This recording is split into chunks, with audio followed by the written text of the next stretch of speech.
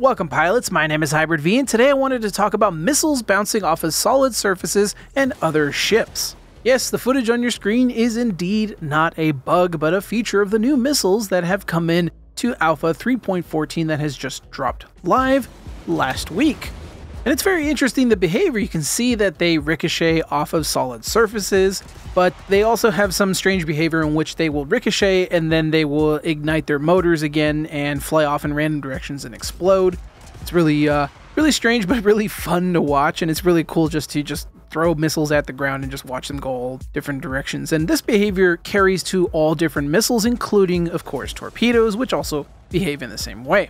One other interesting fact to note is in our testing, they can also hit other ships and bounce, assuming of course you're close enough, otherwise it just blows up, and this bounce also does make the missile go through the shield, so when it hits, it just hits the hull, and it actually does quite a lot of damage to the hull. And I think that partly has something to do with the size of the missile that you're firing. It does seem like size 3s do a lot more damage smacking into the hull versus a size 1, and torpedoes do significantly more damage. Again, I think it just has to do with the mass, and probably also depends on how fast the actual missile is traveling. Also, I don't have footage here, but you can hilariously shoot them into caves and watch them bounce around like ping pong balls and explode. I imagine you can do this to the interior of an innumerable amount of ships too.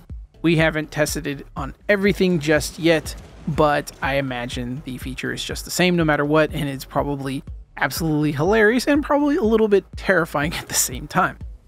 So why does this happen in the first place? Well, in reality, it's a safety feature. It is. It's an actual feature in the game, and we know it is because CAG has actually shown us in one of the recent IFCS their work on bombs, which are just taking missiles and just kind of converting them into bombs currently right now. That's just how they're testing it. That's not the actual final version of the bombs. But you can see on the debug UI overlay, you can actually see that there is the safety feature that keeps the fuse on the warhead off until it has elapsed, which then it arms and it is ready to explode when it impacts the ground. And of course, this is analogous to the real world. If you ever played games like DCS or just know anything about military warplanes, there are fusing timers and other safety features like master arm and stuff like that that actually prevent these type of mishaps and misfires from causing any type of damage both to the crews on the ground and to the actual operators of the craft. Now in reality, the operator of the craft has the ability to alter the fuse timings and also alter which fuse is what's used to detonate the warhead or the bomb, but currently right now we don't have any control over that. It's possible we'll see this down the line. I mean, we are getting new MFDs at some point, which are going to give us a lot more to work with. It is possible we could have the ability to alter fusing. I don't know about the missiles, but we will have the ability to alter, I'm sure of it, the fusing on the warheads for bombs. Maybe not right away when they come in their first iteration, but definitely down the line, because you will want to alter that for different scenarios. And one of that, of course, being that if you have a delayed fuse timer, you can get lower to the ground and drop bombs and get out before you get cooked by your own bomb. So it is a necessary thing that you would want, and it's natural that CAG is already looking towards that with the inclusion of this that came in 3.14 as the groundwork structure of safety features that we can expect in the future. But beyond that, as I've mentioned before, these safety features are also to protect ground crews. No joke. So for example, let's say you're on an Idris and you're operating with 2 other Gladius, and you have a pilot behind you who is maybe a little bit newer and they accidentally fire a missile. They arm their missiles and they fire it. Well, the last thing you want is that missile to immediately hit something on the ground or hit the ship in front of it or hit the wall and then immediately just destroy everything or do a lot of damage or kill the crew on the ground. Probably don't want that. So this safety feature is designed to alleviate that and to prevent mishaps from actually being more disastrous than they possibly could. This does mean that maintenance will be a key factor going forward. After all, we do know that misfires are something that CAG is constantly working on. After all, we have the underlying tech for it. For example, our thrusters wear out over time. If you ever actually flown a ship for a long period of time and not actually seen combat, you'll notice that the repair option at a landing pad goes up in price over time. And that's because your ship is wearing out, at least the thrusters are.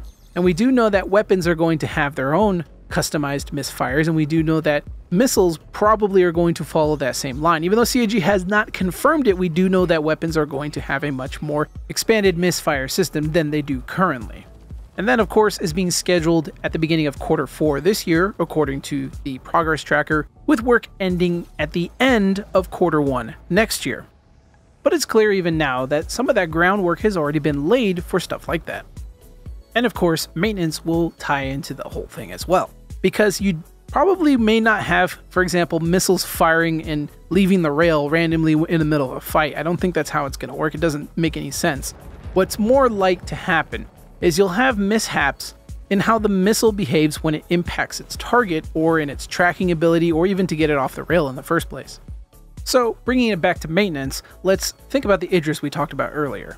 Let's say you are in that Idris and you are doing some missions with your orc. You're doing all these bounties, you're doing fighter sweep missions, you're clearing out all these pirates, and you're flying through, let's say, Aberdeen in its caustic atmosphere. And now let's say, for the sake of this hypothetical, your Gladius that you've been using has not been well maintained for whatever reason. Well now, let's say you find that pirate and you fire your missile at him. Great, it's tracking, heading towards him. However, the fuse on the warhead malfunctions and you have a dud. Now, as I've showed before, missiles can bounce off of the ship. So in this scenario, the missile could potentially still hit the target and just not detonate. It'll still damage the target, of course, because that's a lot of kinetic energy hitting the target. It just won't blow up.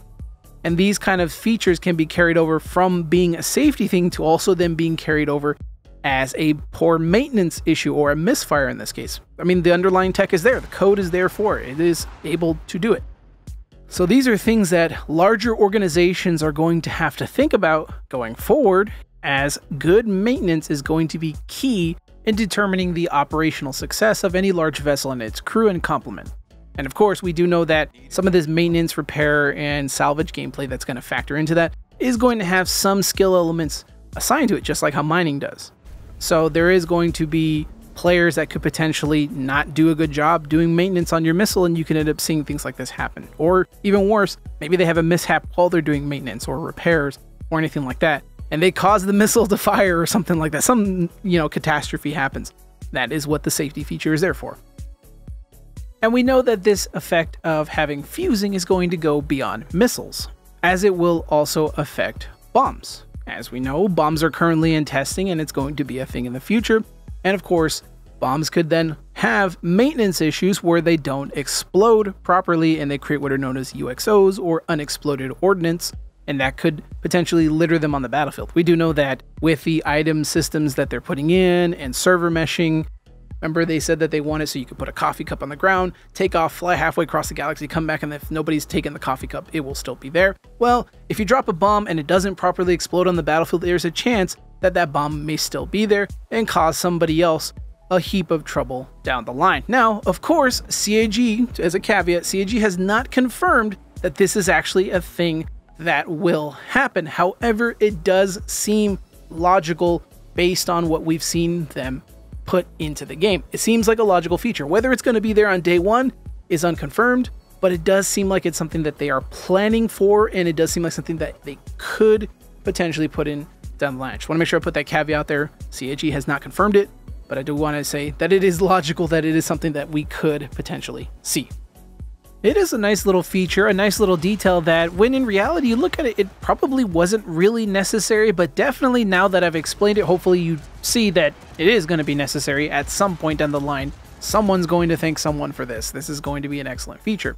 But of course, there's always room for improvement. Of course, it's still early days, but one of the weird issues with this, of course, is if you've seen the footage, the missiles bounce around everywhere and fly like they're drunk until they explode and hit something, which probably isn't really going to alleviate the real issue that they were trying to fix here, which is, of course, safety concerns when firing these missiles at very short range. But like I said, still early days, and we are not out of the woods in development here yet. So of course, this feature will more than likely alter at some point down the line to be more sensible. At least that's what I would hope.